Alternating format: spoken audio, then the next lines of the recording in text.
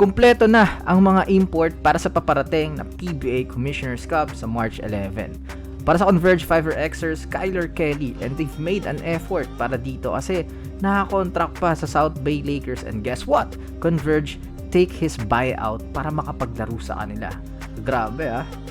Noong una akala ko dapat import nila is small forward, pero it do made sense na ganitong import. 7-footer tapos defensive beast. Kasi hindi naman nila kailangan talaga ng scorer. And they don't need a ball-dominant import. Meron silang Juan Gomez de Leano and need ng PNR partner. Tapos if totoong nakapirma talaga si Mikey Williams is make sense na ganito yung import. Kasi pwede naman talagang mag-slide yung dalawang Justin. Pwedeng mag-4 si Arana. Do kahit walang tira sa labas, pwede pa rin sa elbow area dahil meron siyang attacking ability and mid-range.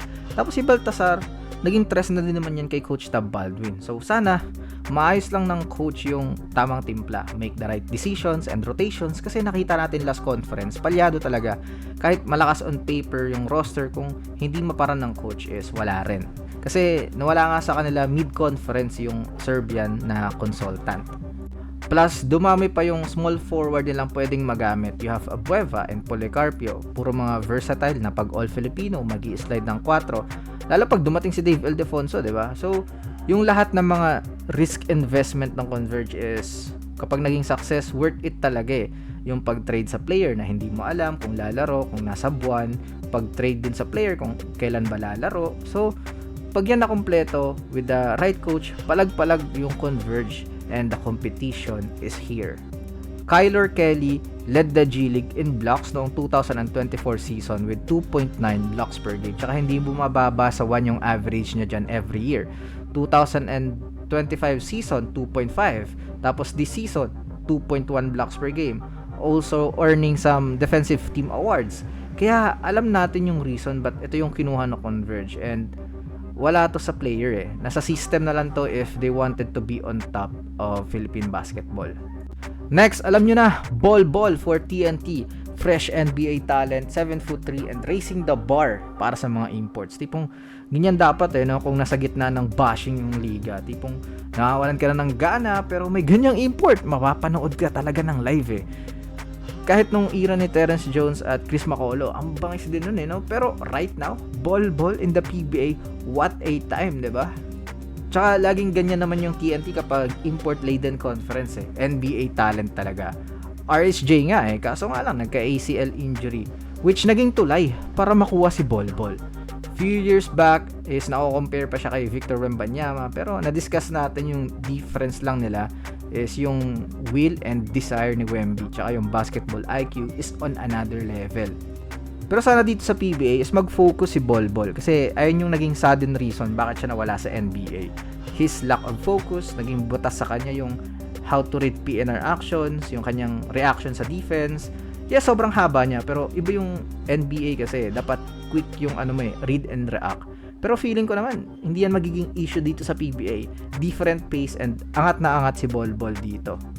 Tsaka inaabangan ng mga tao yung matchup nila ni Junmar Fajardo kasi galing sila sa conference na tinalo ng big man na PBA MVP. So makes sense din talaga na why not bring someone na kayang testingan yung Fajardo on how he will do sa mga gantong klaseng import. Kaso lang yung SMB kumuha ng pantapat para hindi ata mag-match up palagi si Fajardo at Ball. So ayun na nga, next import para sa SMB, Marcus Lee, 6'11" na walang outside shooting. Played in the NBL with 0% from the 3-point distance. Played college ball without attempting a 3-point shot. Kaya marami talaga yung nagtatanong, bakit ito yung kinuha? So for me, baka na-rattle sila sa mga lumabas na imports. Plus, hindi pa available si Benny Boatwright dahil nasa KBL. So parang ang dating is testing with Marcus Lee, a defensive center which yun na nga can match up with the big imports. Sayang naman kung siya yung magbabantay sa mga imports eh, no? Hindi si Junmar. Yun talaga yung gusto nating makita eh. Suggestion ko pa nga nun, si Miles Powell na lang yung kunin ng SMB kasi butas nga yung point guard spot nila kung hindi pa nag-explode si Chris Rosales, di ba? From the last conference. Again, papanindigan ko yung stance ko na they need a shooting power forward para sa team nila. Though, Yun naman talaga siguro yung plano kasi darating naman si Boatwright So they need a temporary import para hindi muna mabugbog si Abay. Kasi kung same type yung kukunin nila kay Boatwright, tapos maganda yung nilaro, baka mahirapan silang mag-decide kung sino yung final import. So makes sense and tingnan na lang natin sa tunay na laro. Next, speaking of swak sa SMB, ito sana for them pero sa Titan Ultra maglalaro Michael Gilmore, isang dominant all-around player, may tira sa labas, athletic, defensive beast, lahat na, can create his own shot, magaling din pumasa, as in perfect para sa Titan Ultra na ganitong import yung kailangan sa ganitong klaseng franchise. A team na nawala ng big time scorer with Abueva, team na wala pang clear identity kung ano ba talaga sila. So having Gilmore will temporarily fix that problem kasi matagal pa ulit yung all Filipino. So mag-rely muna sila sa isang import na kayang gawin lahat. As in, grabe to.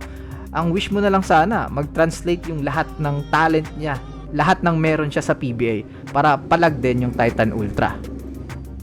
Next, para sa NLEX Road Warriors, pinakamaagang kumuha ng import, KD Lalane, 6'10" na kailangan ng NLEX pag all Filipino kasi kahit maganda yung nilalaro nila, laging nabibitin dahil sa big man. So, instant fix yung import nila kapag ganitong mga conference.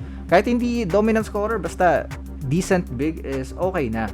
Meron silang Bolick to carry the load, plus dumating pa si Winston na tingin ko panalo yung NLEX sa trade Kailangan lang naman nito is clear role sa team and mukhang partner na talaga ni Bolick with Kevin Alas na malapit na sa twilight ng career and para hindi rin mabugbog yung tuhod niya is magandang maging off the bench na reliever para mas humaba pa yung taon niya sa NLEX. Kumbaga, accepting this will really help the franchise long term. Yes, masakit yung pagkawala ni Policarpio pero they can still find other players with that kind of playing style. Pero si Winston, a 3-level scorer is a win for them. Tsaka on paper, parang mas naging dangerous nga sila Wag lang talagang mapitas na naman.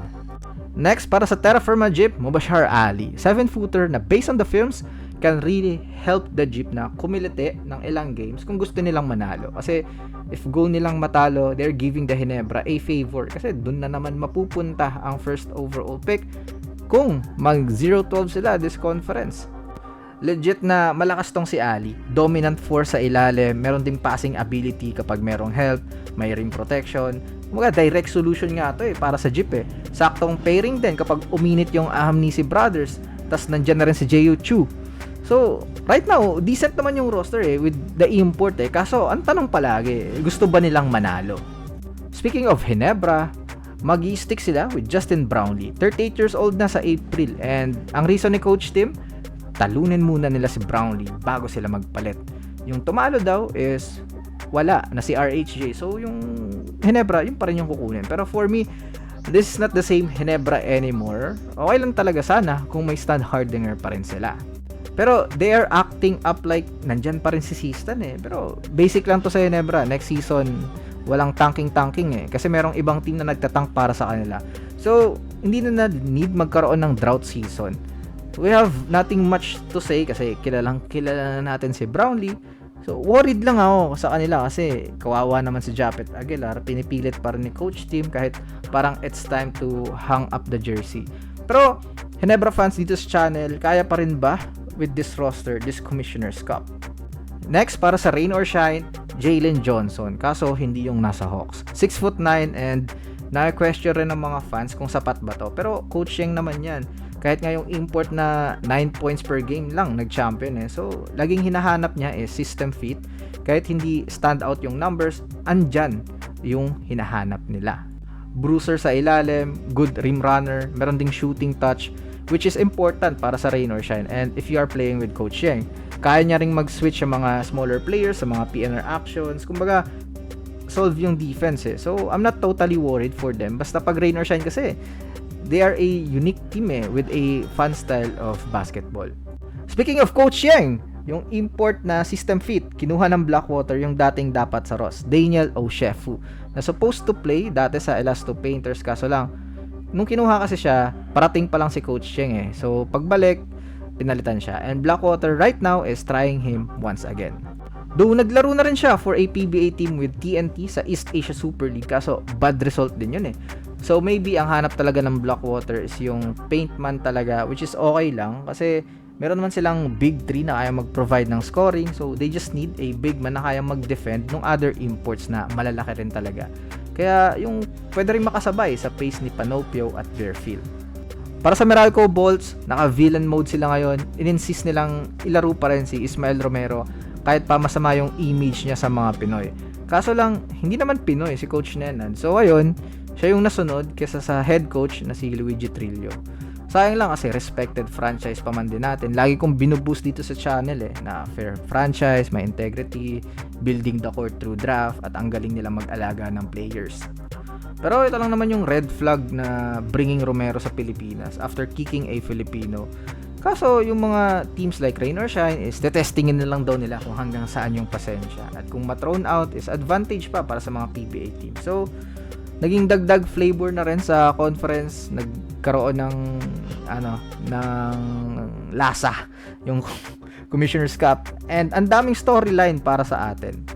Para naman sa Phoenix Fuel Masters, isa rin sa mga maagang teams na kumuha ng import with James Dickey III, ang teammate ni Justin Brownlee sa Pilita Jaya, na nahirapan nga daw si Charles June na maghanap ng maaga kasi sobrang busy ng mga quality imports kasi ongoing lahat ng liga. A 6'10" na will try to elevate the Fuel Masters. Decent numbers internationally with 18 points, 12 rebounds per game. Parang same type sila ng import ng Titan Ultra. Mas explosive lang tingnan yung ginagawa ni Gilmore. Tapos si Dickey naman is smooth sailing. Kaya sakto rin talaga para sa Phoenix na need ng paint dominance at all-around performer. Para sa Magnolia Hotshots, Terrell Brown Sores. 6'9" yung pinili nila, pero hindi naman nila kailangan sobrang dominant scorer dahil madaming guards at wings yung kaya mag-provide nun eh. The problem lang is most of the imports is sobrang laki sa kanya, so baka ma-outplay siya sa paint. Pero kasi yung style niya naman is fit for Magnolia na more on structural system with LA Tenorio. Si Terrell kasi understands system basketball. Based on the films, mas inuuna niyang sundin yung sets kaysa gumawa ng sariling tira. Checking where his teammates and making good decisions. So, a decent pick up for Magnolia. And lastly, para sa Macau Black Bears, dalawa yung import sa kanila, Sam Deguara and Tony Mitchell. At familiar naman na tayo yung mga PBA fans sa ganitong style ng guest team dahil sa Bay Area Dragons. Kasi nga, sa ibang liga, ilan pa nga yung imports nila pero hindi naman sila sabay sa loob ng court dito. Kumbaga, yung isa reserve kung halimbawa ma-injury yung unang sinalang, or pwede silang tighati na 6 games tapos tsaka mag-decide kung sino yung final import sa playoffs. Kasi ang rules ng PBA, kapag bumalik yung initial import, is bawal nang pumalit ulit yung nag-replace. Basta gets nyo na yan with Andrew Nicholson and Miles Powell before. So ayun, anong team ba yung may malakas na import? Ano yung prediction nyo sa standings? Sino yung Final Four? Sino yung magtatagpo sa finals? And syempre, sino yung magcha-champion? Sino yung best import of the conference? Let me know all your thoughts in the comment section below. This is Egon Hoops. See you in the next upload. Bye-bye.